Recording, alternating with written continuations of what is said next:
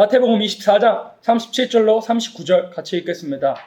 노아의 때와 같이 인자의 임함도 그러하리라. 홍수전에 노아가 방주에 들어가던 날까지 사람들이 먹고 마시고 장가들고 시집가고 있으면서 홍수가 나서 저희를 다 멸하기까지 깨닫지 못하였으니 인자의 임함도 이와 같으리라. 아멘.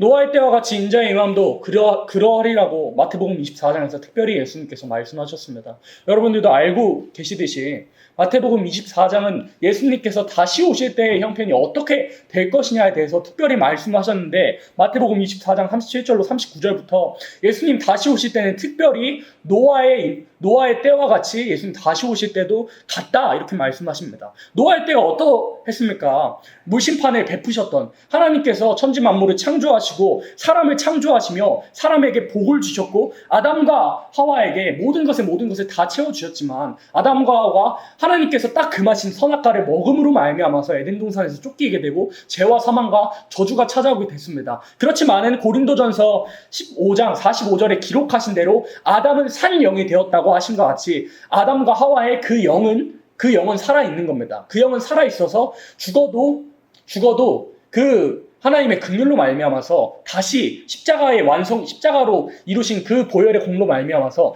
다시 이 생명의 부활로 나아올 때 아담은 이 부활할 그런 소망을 가지고 있었습니다. 또 시간이 많이 흘러 아담과 하와의 아들 둘의 그 제사를 통해서 하나님께서 제사를 통해서 하나님이 영광을 받으시는구나를 알 수가 있는데, 이 가인이 그 삶이 연락되지 못함으로 가인의 제사에 대해서는 가인과 그 제물을 받지 않으셨고, 아벨에 대해서는 아벨과 그 제물을 받으셨다고 여러 번 강조를 했잖아요. 그러니까 가인이 그 삶이 상달되지 못함으로 그 삶이 여호와께 순종하는 모습이 아니므로 여호와 하나님 보시기에 악한 모습을 보였으므로 가인의 제사는 상달되지 않았고, 아벨은 이 양과 함께 아벨 자신이 제물이 되었으므로 순종하는 마음으로 제물이 되는 마음으로 제사를 드렸고 그런 삶을 살았으므로 아벨과 그 제물을 받아주셔서 상달되는 예배로 말미암아서 아벨은 순교자가 되었고 첫 순교의 왕권의 축복을 받는 사람이 되었으며, 가인은 어떻게 되었습니까? 가인은 첫 살인자, 첫 죽은 영이 되었습니다.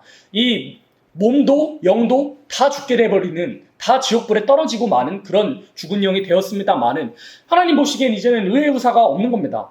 아담과 하와의 시선에서는 이제 의의 후사가 없습니다. 아벨이 그나마 의의 후사였지만 가인에게 그런 충동으로 인해서 죽게 된 그런 아벨의 사건을 통해서 하나님께서 셋이라는 의의 후사를 새로 주십니다.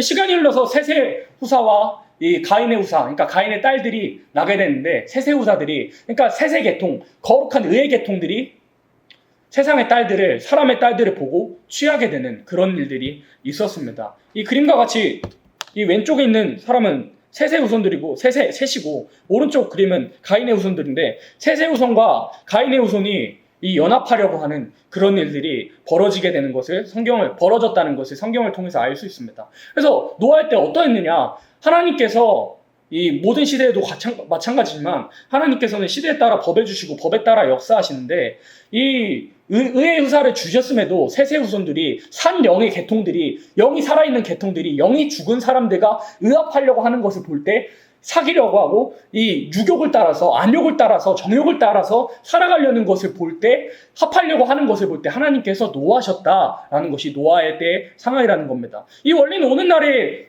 시대에도 적용이 되는 겁니다. 오늘날의 시대에도 혼혈금지법은 오늘날이라는 시대에도 적용이 됩니다. 십자가의 법을 지키는 시대에도 적용이 되는 거예요. 율법 시대에도 혼혈하지 말라는 법은 늘 적용이 됩니다. 예언의 법을 지켜야 되는 환란 시대에도 적용이 되는 거예요. 하나님의 백성들은 늘 하나님께서 미워하시는 자는 우리도 미워해야 되는 것이 하나님께서 구별하시는 그런 방법이었습니다. 그래서 오늘도 살펴봤지만, 오전 예배에서도 목사님께서도 언급을 하셨지만, 역대하 19장 2절에 보면 하나님의 아들 선견자 예후가 나가서 여호사밧 왕을 맞아 가로되, 왕이 악한 자를 돕고 여호와를 미워하는 자를 사랑하는 것이 가하니까 그러므로 여호와께서 진노하심이 왕에게 임하리이다. 어느 시대나 동일한 겁니다. 하나님께서 미워하시는 사람, 하나님의 미워하는 사람을 사랑하면 진노가 임한다는 것은 모든 시대에나 적용이 되는, 그 당시 노아할 때의 상황은 어땠느냐? 셋의 후사들이, 의의 후사들이 하나님을 믿지 않는, 그러니까 이 영이 죽어 있는 사람들과 혼합하려고 했던, 혼혈하려고 했던 그런 상황에 하나님께서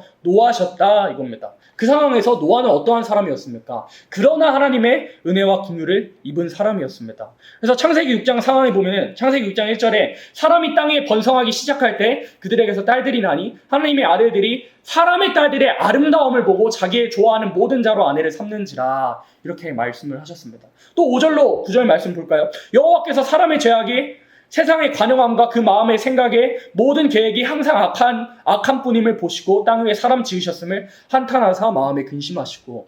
그러니까 하나님의 사람들이 이 땅의 사람들, 즉 땅의 것을 바라보고 살아가는 그런 사람들을 바라보면서 합하려고 하는 것을 볼 때 하나님께서 사람 지으셨음을 한탄하셨다고, 다 멸하시겠다고 작정을 하신 겁니다.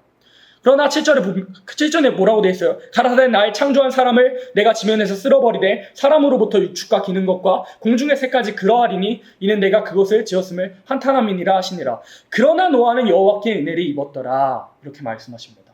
의인이라는 것은 그런 겁니다. 하나님께서 다 쓸어버리시려고 작정을 하셨지만 그러나 은혜를 입은 사람, 긍휼을 입은 사람이 의인이라는 겁니다. 물론 로마서 말씀에는 의인은 없나, 기록된 바 의인은 없나니 하나도 없다고 말씀하셨습니다. 그러나 창세기 6장 9절에 알 수 있듯이 노아의 사적은 이러하니라. 노아는 의인이요 당세의 완전한 자라. 그가 하나님과 동행하였으며. 의인의 기준이 무엇입니까? 시대에 따른 법을 지키는 사람입니다. 하나님께서는 시대에 따라 법을 주시고 시대에 맞는 그런 법을 주십니다. 하나님께서는 알려주시지 않는 법에 대해서는 책임을 묻지 아니하십니다. 하나님께서 알려주시고 명령한 대로 지켜 순종하는 사람에게 그것에 대해서만 책임을 물으십니다. 그래서 하나님께서 사람을 심판하실 때도, 무심판하실 때에도 율법을 주시지 않고 혼혈금지법, 너희는 가인의 후사들을 만나지 말고 가인의 딸들을 사귀지 말고 혼혈하지 말라는 그 법에 대해서만 책임을 물으셨는데 의의 후사, 셋의 후사들이 어떻게 했느냐?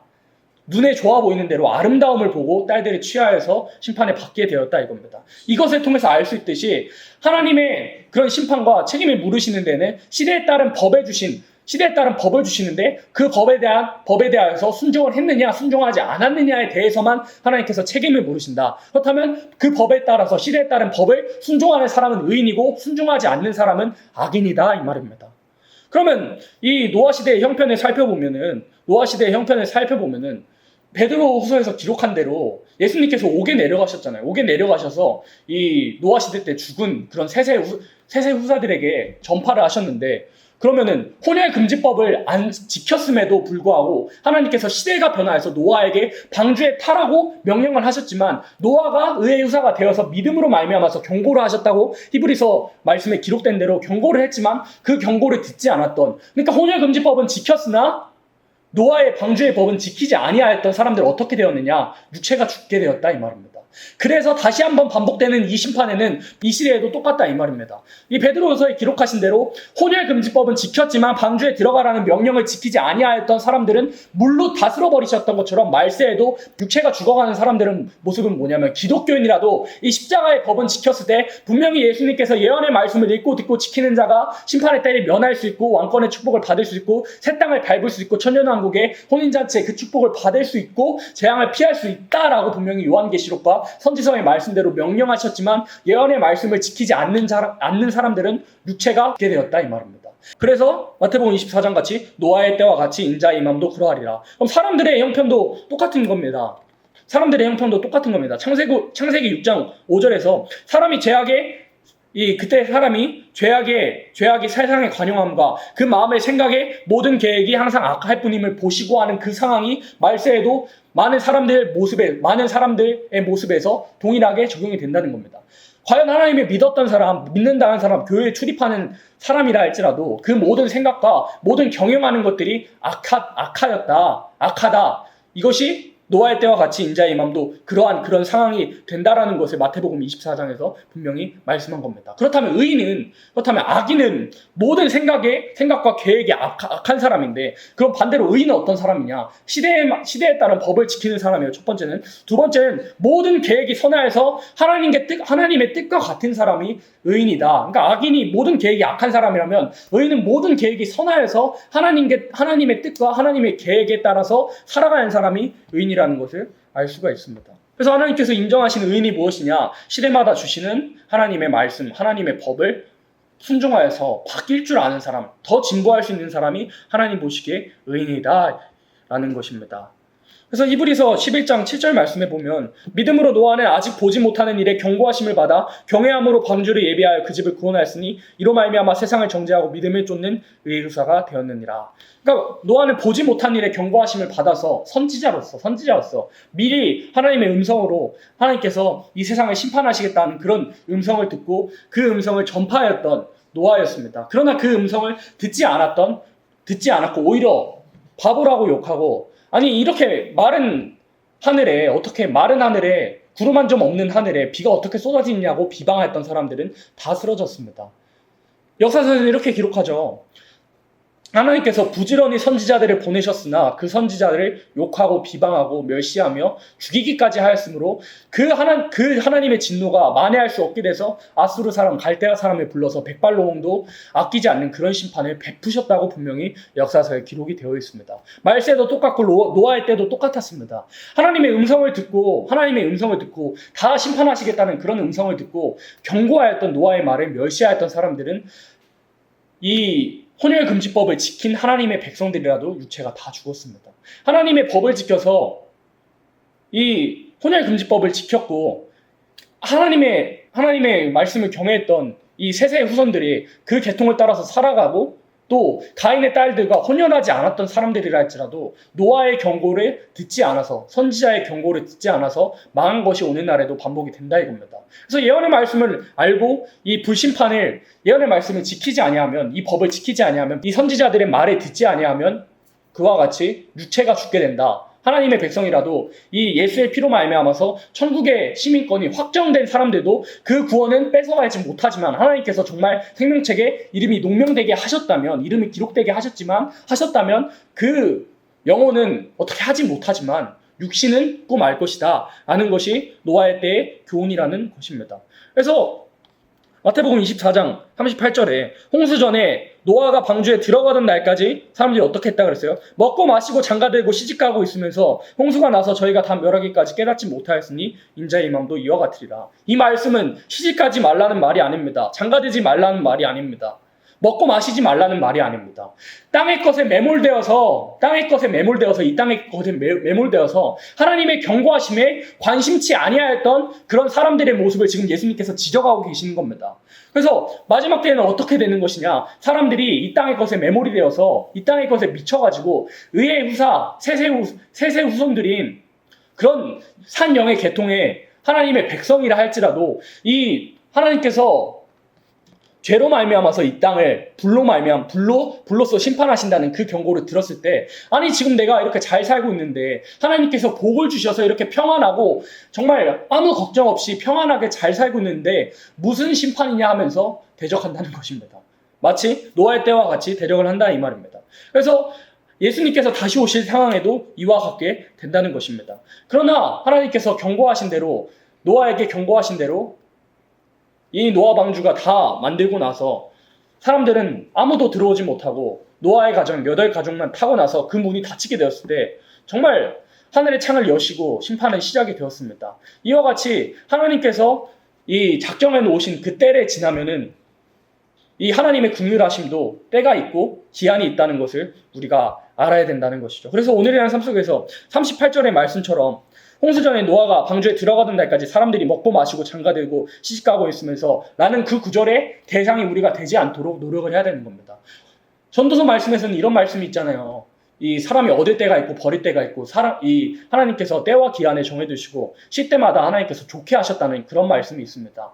하나님의 백돌 예레미야 말씀에는 이 철새들도 철을 알고 그 시기를 알지만 하나님의 백성들은 우둔하여져서 그 시기를 알지 못하고 때를 알지 못한다고 책망하신 예레미야의 그런 경고가 또한 우리들에게 있습니다. 그래서 오늘이란 삶 속에서 우리가 취해야 될 모습이 무엇이냐? 마치 사도행전 27장과 같이 사도행전 27장에서 바울이 로마로 가기 위해서 이탈리아로 가는 그런 배에 탔을 때 바울의 경고에도 듣지 않아서 정말 배가 부서질 것 같은 그런 유라굴로라는 태풍을 대적하게 하셨을 때 그때 하나님께서 나타나시고 그 모든 배에 탄 사람들을 바울에게 맡기실 때 멜리데라는 섬에 걸리게 하는 그런 여정에 모습들이 어떻겠습니까? 닷도 버렸습니다. 밀도 버렸습니다. 식량도 버렸습니다. 기구도 버렸습니다. 거룻줄이 끊어서 거룻배도 버렸습니다. 그제서야 다 버리게 되었을 때, 내려놓게 되었을 때, 땅의 모든 소망들을 내려놓았을 때 비로소 멜리데라는 섬에 도착하게 되었습니다. 이와 같이 38절에 그런 말씀들이, 마태복음 24장 38절에 노아가 방주에 들어가던 날까지 먹고 마시고 장가들고 시집가고 있는 그런 상황의 모습들이 내가 되지 않으려면 오늘이라는 삶 속에서 사도행전 27장과 같이 내려놓는 생활이 있어야만 멜리데 땅을 밟은 같이, 노아가 새 땅을 밟은 같이 우리도 새 땅을 밟을 수 있다라는 것이 노아의 때의 교훈이라는 것입니다.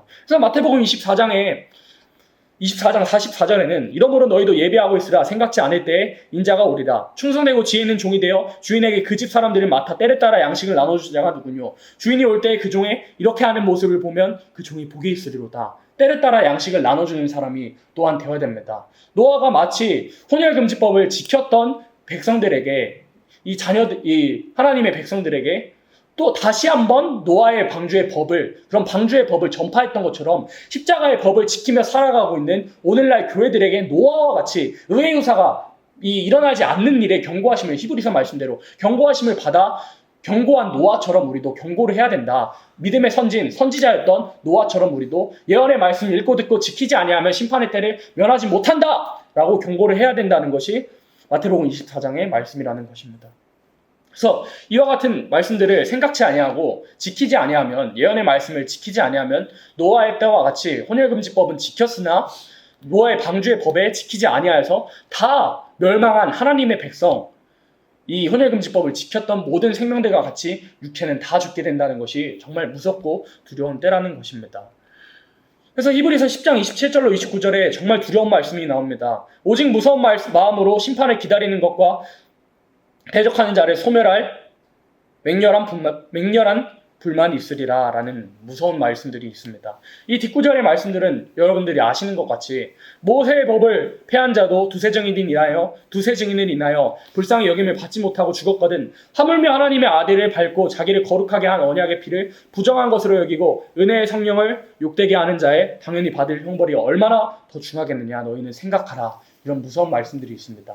이 두세 증인으로 말미암아서 죽은 사람들은 여러분들이 아시는 바와 같이 민수기 15장에서 주일날에 안식일, 지금으로 치면 주일이죠. 안식일날에 이 나무하러 가다가 죽은 자들, 이 두세 증인을 세워서 돌맞아 죽은 자를 예를 들어서 히브리서 10장에 이렇게 말씀하신 겁니다. 그래서 히브리서 10장에 이 10장 27절에 29절의 뜻은 무엇이냐?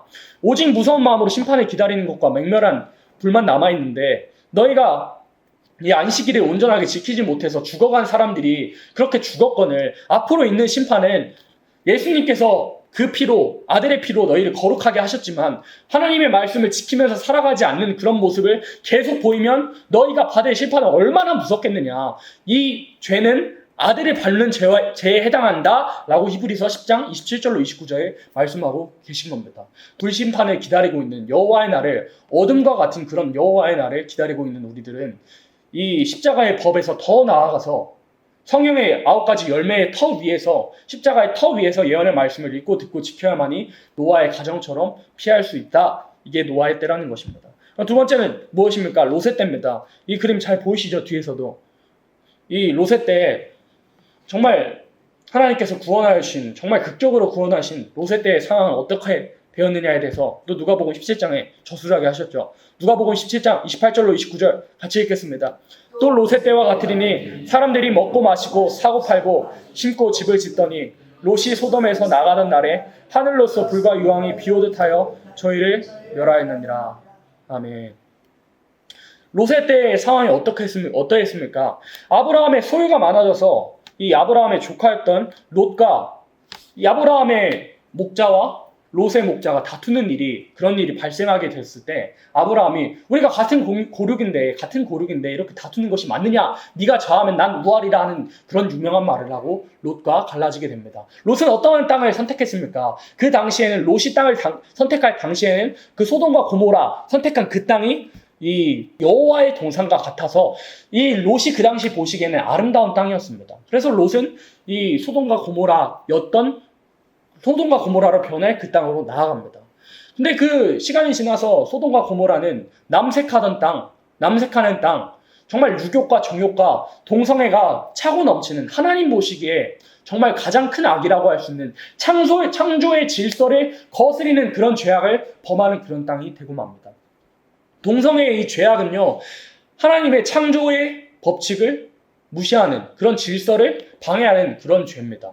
하나님께서 분명히 남자와 여자를 창조하시고 한 몸이 되라고 하셨지만 그 순리대로 사용하지 아니하고 여자가 여자를, 남자가 남자를 정말 합하여서 부끄러운 일을 하는 로마서 말씀대로 로마서 1장 26절로 27절에 이를 인하여 하나님께서 저희를 부끄러운 욕심에 내어버려 두셨으니 곧 저희 여인들로 순리대로 쓸 것을 받고 영리로 쓰며 이와 같이 남자들도 순리대로 여인 쓰기를 버리고 서로 향하여 음욕이 부릿듯하며 남자가 남자로 더불어 부끄러운 일을 행하여 저희의 그릇 때문에 상당한 보응을 그 자신이 받았느니라. 이렇게 말씀하신 대로 하나님께서 순리대로 쓸 것을 명령하시고 남자와 여자가 만나서 한 몸이 되어서 부모를 떠나 한 몸이 되어서 살아갈 것을 명령을 하시고 생육하고 번성하고 충만할 것을 명령을 하셨으나 하나님의 그 창조의 질서를 거스리는 것이 동성애, 하나님께서 가장 미워하시는 동성애라는 것입니다. 그래서 소돔과 고모라의 그 형편은 어떻게 했느냐, 정말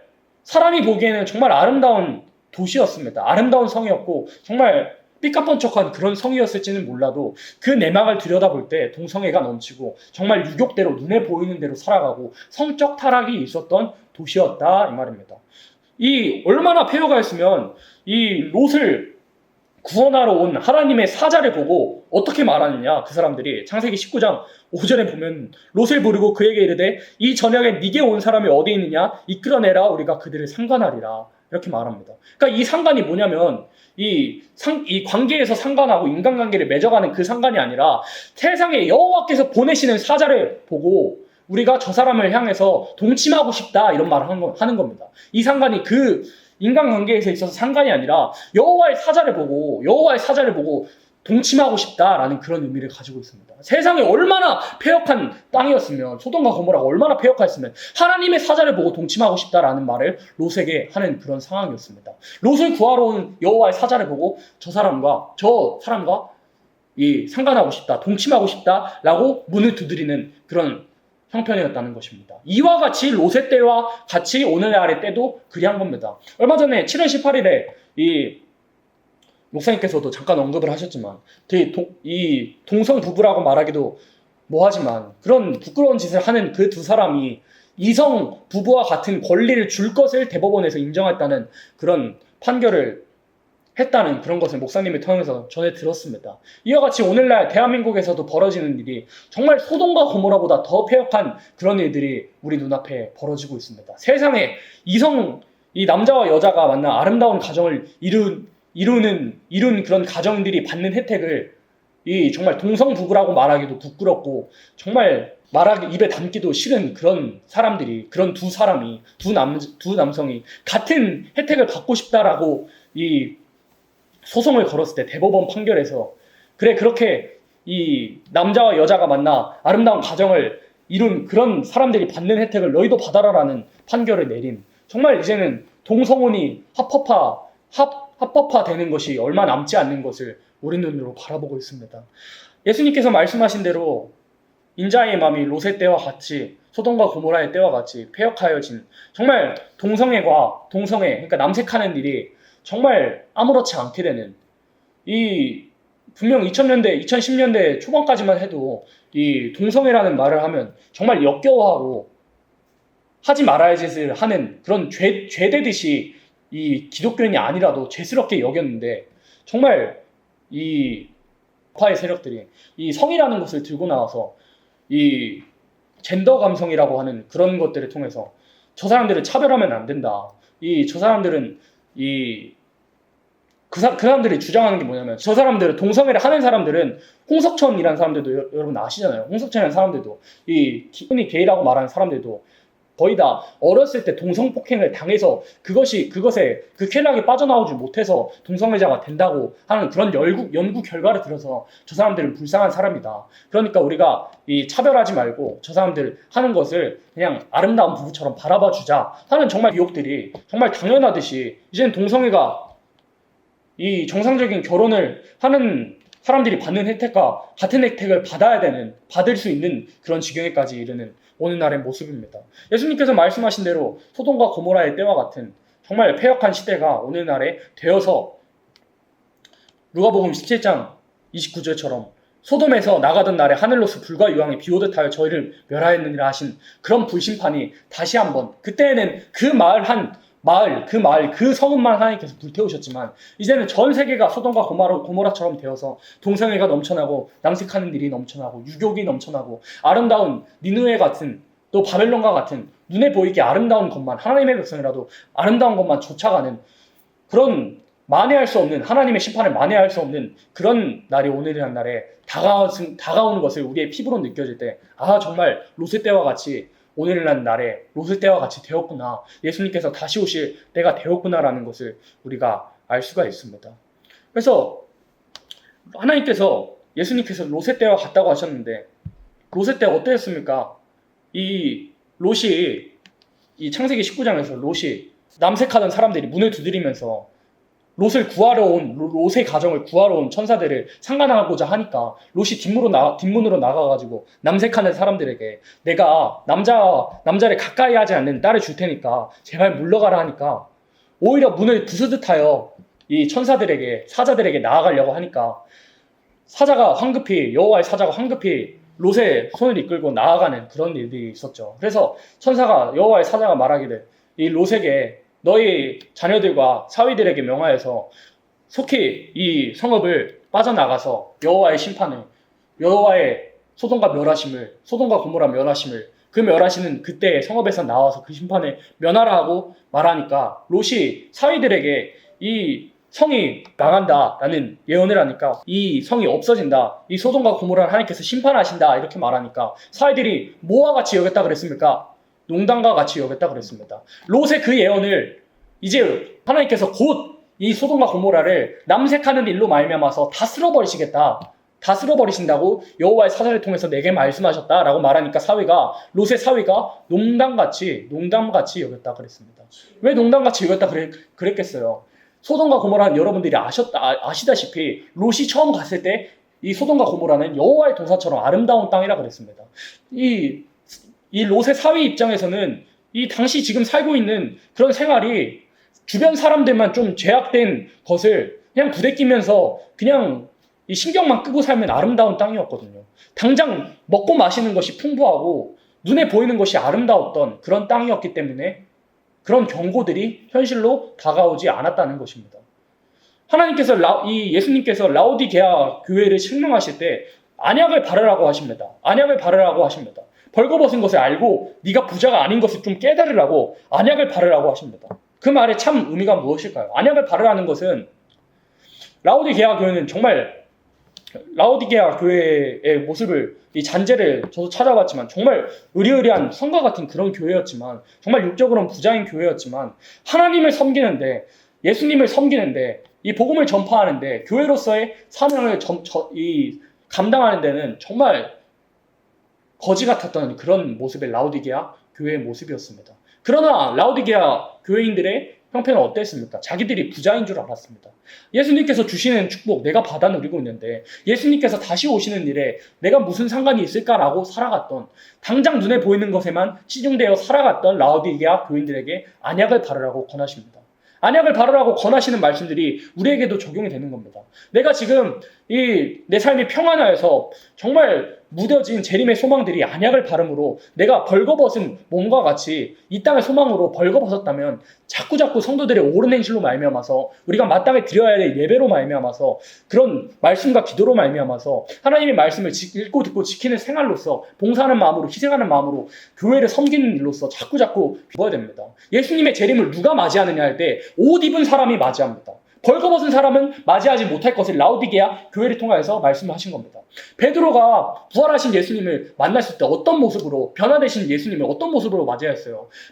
위에 옷을 벌거벗고 있다가 사도 요한이 주님이시다라고 외치니까 옷을 헐레벌떡 입어가지고 예수님을 맞이하였던 것이 말세에도 적용이 되어서 성도들의 옳은 행실로서, 마땅히 드려야 할 예배로서, 삶의 예배로서 성도들의 옳은 행실로서 단장한 사람만이, 옷을 입은 사람만이 예수님을 다시 맞이할 수 있다. 그러나 롯의 때에는 그렇지 아니하였다, 이 말입니다. 정말 부자였던 그런 땅이었던 것 같으나 다 벌거벗은 사람들, 다 유욕으로 정욕으로 남색하는 일로 심판을 재촉할 수밖에 없는 롯의 가정이라 할지라도 롯의 철을 통해서 알 수 있듯이, 롯의 사회를 통해서 알 수 있듯이, 그 죄에는 참여하지 않았지만, 그 동성애의 죄에는 참여하진 않았지만 이 땅에 살아가는 유욕의 눈이 멀어가지고 이 천사들이 이끌고 가자고 하는 그 말에도 뒤를 돌아보았던 롯의 철을 우리가 생각해야 된다. 그것이 롯의 때를 생각하는 방법이다, 이 말입니다. 이 그림 여러분 보이시죠? 정말 뒤를 돌아보았다가 정말 소금 기둥이 된 그런 그림을 잘 표현한 그림인 것 같습니다. 누가복음 17장 32절 같이 읽습니다. 롯의 철을 생각하라. 얼마나 간결합니까? 롯의 처가 너무한 겁니다. 하나님께서 세상에 이 천사들을 보내가지고 당장 뒤에는 소돔과 고모라 그 성에는 유황과 불이 정말 비 내리듯이 오고 있고, 이 연기가 가마처럼 올라가고 있는 그런 상황에서 뒤를 돌아볼 생각을 하고 있는 겁니다. 천사의 손에 이끌려서 뛰어가는 와중에도 뒤를 돌아봤습니다. 롯의 처는 뒤를 돌아봤습니다. 근데 이 뒤를 돌아보았다고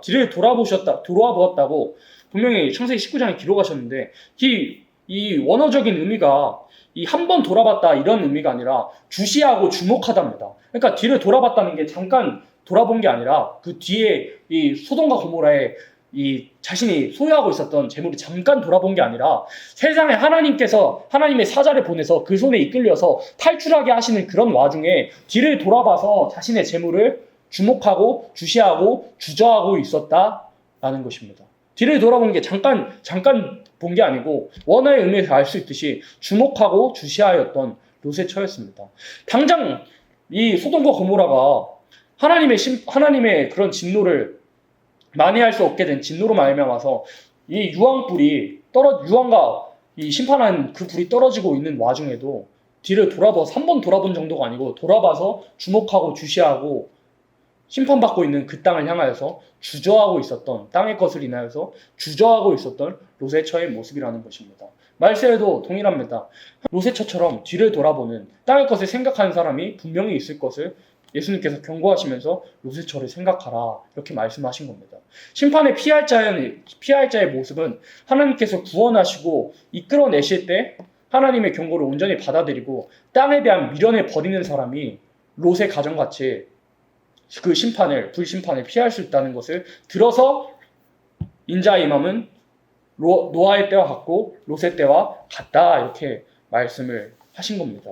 그래서 정리하자면 노아의 때와 같고 롯의 때와 같다고 분명히 말씀하셨는데, 노아의 때의 그런 상황을 봐서, 노아의 시대의 그런 상황을 봐서 우리가 알 수 있는 교훈은 이 하나님께서 혼혈하지 말라는 그런 법을 주시고 의의 후사와 또 가인의 후손들이 섞이지 말라는 그런 엄중한 법을 주셨지만 당시 하나님의 백성들은 그 말씀을 지키지 아니하였다. 또한 지켰던 그런 백성들이라 할지라도 하나님께서 그 시대에 인정하시는 단 한 사람, 의인의 말을 듣지 않아서, 선지자의 말을 듣지 않아서 혼혈 금지법을 지킨 사람도 방주의 법을 지키지 못함으로 육체가 죽게 되어 심판을 받았다라는 것을 두고 볼 때, 다시 예수님께서 다시 오실 때에도 하나님의 말씀을 지키며 살아가는, 십자가의 법을 지키며 살아가는, 예수님의 십자가 공로로 말미암아서 영혼의 구원을 입은 사람들도 예언의 말씀을 그날에 지키지 아니하면 육체가 죽게 되었다 이 말입니다. 그것이 노아의 때의 교훈입니다. 또 롯의 때의 교훈은 무엇입니까? 정말 소돔과 고모라가 하나님의 심판을 재촉하는 이 동성애와 남색과 유욕과 정욕으로 말미암아서 하나님의 심판에 독촉하는 때, 그때 롯의 가정이 나오게 될 때 사위들은 듣지 않았다. 땅의 소망으로 인하여서 농담으로 여겼다라는 것이 오늘날 교훈이 됩니다. 또 롯의 처를 생각하라 하신 그 말씀, 롯의 처가 정말 하나님께서 구원하시는 하나님의 사자를 보내셔서 그 가족들의 손을 붙들고 뛰어가는 와중에 뒤를 한 번 돌아본 정도가 아니라 이 소돔과 고모라를 주목하고 주시하고 주저하게 되므로 소금 기둥이 된 것이 오늘날 우리에게 교훈이 되어서 노아의 때와 같이 또 롯의 때와 같이 인자의 임함이 그러한 것이 우리에게 교훈이 되어서 시대적인 말씀을 하나님의 말씀을 지키지 아니하면 죽는구나. 롯의 때와 같이 내가 내려놓지 않으면 땅의 욕심을 내려놓고 땅의 욕심을 내려놓지 않으면 우리가 아직까지도 남아있는 우상들을 박살내지 않으면 롯의 처와 같이 소금기둥이 되고 나도 육체가 죽을 수 있게 된다는 것을 우리가 말씀을 통해서 알 수가 있습니다. 이 심판을 피하기 위해서는 우리가 지켜야 될 것이 반복이 되지만 계속 듣는 말이지만 예언의 말씀을 시대에 따른 예언의 말씀을 읽고 듣고 지키는 것만이 우리가 살 길이요 세상의 욕심을 내려놓고 우상을 박살내는 길만이 우리가 살 길이라는 것을 기억하고 일주일을 살아가면서 이 시대적인 예언의 말씀을 읽고 듣고 지키면서 우리의 우상들을 다 내려놓아서 마치 멜리데로 들어간 바울의 일행같이 모두 내려놓아서 새 땅의 축복을 받아 누릴 수 있는 우리 모두가 되어야겠습니다. 아멘.